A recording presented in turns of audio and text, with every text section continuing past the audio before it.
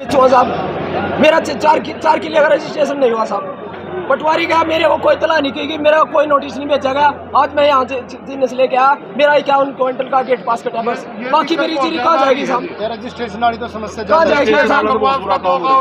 फसल बाकी कहाँ बेचे हम साहब? हमारे साथ बहुत ही नाजायज हो रहा है हम साहब। यहाँ की फसल बीजेपी सरकार में किसानों का कोई नहीं देखा जा रहा है। हरियाणा के पूर्व मुख्यमंत्री भूपेंद्र सिंह हुड्डा पानीपत पहुंचे। मेरी फसल मेरा ब्यौरा पोर्टल पर निशाना साधते हुए भूपेंद्र सिंह हुड्डा ने कहा, पोर्टल ने किसान व आड़तियों को लाइनों में लगा दिया है। पिछले 2 दिनों से मिलर नहीं है, धान की खरीद न होने से किसान परेशान है। वहीं भूपेंद्र सिंह हुड्डा ने कहा है कि एमएसपी के रेट 15 दिन लेट देने शुरू किए गए हैं, जिसके चलते किसानों की फसल मंदी बिकी है। अगर समय पर किसानों की फसल का एमएसपी रेट निर्धारित किया जाता तो उनको भाव अच्छे मिलते। वहीं कीटनाशकों को दवाइयों को लेकर के भी भूपेंद्र सिंह हुड्डा ने सरकार पर कटाक्ष करते हुए कहा है कि सरकार के द्वारा जो बीज दिए जा रहे हैं वो समय पर नहीं मिल रहे हैं। कीटनाशक दवाई के भाव में अंतर है, जिससे पूरे हरियाणा के किसान परेशान हैं। हुड्डा ने कहा, अगर उनकी सरकार बनेगी तो सबसे पहले मेरी फसल मेरा ब्यौरा पोर्टल को खत्म करने का काम करेंगे। हुड्डा ने कहा कि जब कांग्रेस की सरकार थी तो तब भी यही किसान थोड़ी मंडी में फसल आते ही हाथों हाथ बिक जाती थी और भाव भी अच्छा मिलता था। उन्होंने कहा कि यह विफल सरकार है। पानीपत मंडी का दौरा करने के बाद भूपेंद्र सिंह हुड्डा घरोंडा, करनाल व पिपली मंडियों का दौरा करने के साथ साथ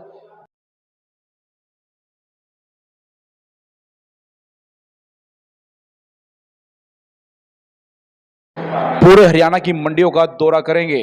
ऐसा है, यहाँ मंडी में आड़ती भी परेशान है, किसान भी परेशान है, मजदूर भी परेशान है। एक तो ये जो पोर्टल चला रखा मेरा फसल मेरा ब्यौरा रजिस्ट्रेशन, किसान और आड़ती लाइन में ही खड़े रहते हैं, इस दफ्तर से उस दफ्तर में, इस दफ्तर से उस दफ्तर में। और जो है अब 2 दिन से तो यहाँ मिलर ही नहीं है, परचेज ही नहीं हो रही। परचेज नहीं होगी तो क्या होगी? आड़तियों को जगह भी नहीं मिलेगी, किसान परेशान है। किसान का ये जो पोर्टल्स की वजह से है सारी परेशानी की चाहिए। और एमएसपी भी जो है बहुत लेट शुरू ने कर देना। अगर 15 दिन पहले एमएसपी देना करते हैं शुरू तो किसान को भाव ठीक मिलता। होना ये चाहिए कि एमएसपी पहले शुरू दिन से करेंगे तो फिर जो प्राइवेट जो ट्रेडर है वो एमएसपी से वो फालतू खरीदता है।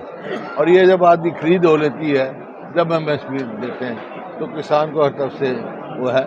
और यहाँ इन्होंने बताया ना तो खाद मिल रहा, ना बीज मिल रहा, ना कीटनाशक दवाई मिल रही, और उनके कीमत कर दी बहुत ज़्यादा। आज किसान परेशान है और सारा ये हाल हरियाणा का है। कोई भी समाधान नज़र नहीं आ रहा। सबसे पहले तो इस पोर्टल को, अगर कांग्रेस की सरकार बनेगी तो मेरा फसल मेरा ब्यौरा रजिस्ट्रेशन ये पोर्टल ख़त्म किए जाएंगे ताकि कोई किसान को दिक्कत ना हो। पहले भी तो यही मंडी थी ना, यही किसान थे, यही आड़ते थे, फसल खेत में से निकलते ही यहाँ बिक जाती थी, अच्छा भाव मिलता था सबको।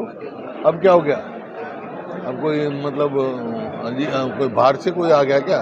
तो इस किस्म की बातें हैं। ये विफल सरकार है, मैनेजमेंट बिल्कुल विफल में है और सरकार की नीयत ठीक नहीं है किसान और मजदूर के प्रति। सरकार का फेलियर माना जाए सर इसको? मैं तो कहता हूँ विफल सरकार है। और की सरकार का फेलियर क्या होता है? नॉन परफॉर्मिंग गवर्नमेंट है ये कोई काम करने वाली नहीं है सरकार।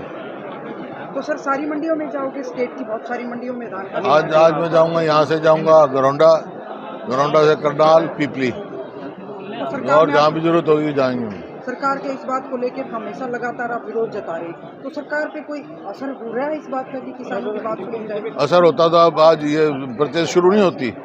आज 2 दिन से मिलर ही कोई नहीं है।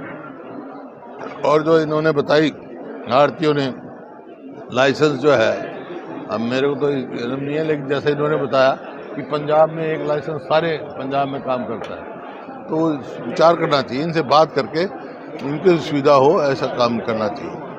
अभी एक किसान आए थे आपके पास, वो कह रहे हैं कि हमारे कुल 51 क्विंटल जीरे ले रहे हैं, जबकि उनकी वही मैं कह रहा हूँ, यही तो है पोर्टल का वो मेरी फसल मेरा ब्यौरा। किसी के 10 एकड़ बो रखी तो 4 एकड़ की रजिस्ट्रेशन करेंगे, बाकी काम बेचेगा वो, बाकी मजबूरी में सस्ते बेचेगा। तो यही जो परेशानियां जो है इस पोर्टल की वजह से है और सरकार की नीयत की वजह से। सर 4 सीएम बनाने की बात को लेकर के कुमारी शैलजा ने बयान दिया कि ऐसी कोई नीति नहीं है कांग्रेस की। जब मैं अध्यक्ष थी उस वक्त मीटिंग के अंदर थी। ऐसा 19 में ये हमने डिक्लेयर किया था, समझे। मैनिफेस्टो में नहीं लिखी जाती चीज़ ये, लेकिन मैं आज कह रहा हूँ कांग्रेस की सरकार बनेगी तो 4 डिप्टी सीएम बनेंगे। लेकिन आपकी हर बात को काउंटर करती है शैलजा। अपना अपना विचार है, जो मैं कह रहा हूँ आप वो सुनो।